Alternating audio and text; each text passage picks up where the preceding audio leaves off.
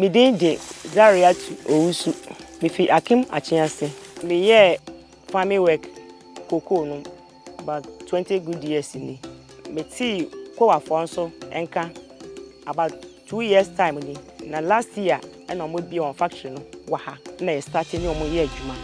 Ya mo cocoa hu nsuo saa bepem ene. Omo de fantitiem nchirechirem cocoa no etie where ye be ye sede hu nsuo no efin bi entimi enkom baabi a ye de begu ye be clean ho mama ye tapori ye de begu so be neat ye be yi black cross no efifim omo product no mo pesa we no wom sa nsuo na ye si omo toma ya ama ye nya sika no na eye waste enyugu fom keke aye nim ho nim de ne faso bia but omo ba na ye tu na mo ye follow up no ehu say aboa ye bebre me particular there menyam because me ma won nursing training college any SS ni ade no trodo se ko wa for no ma bebo wa ye pa e won simple ni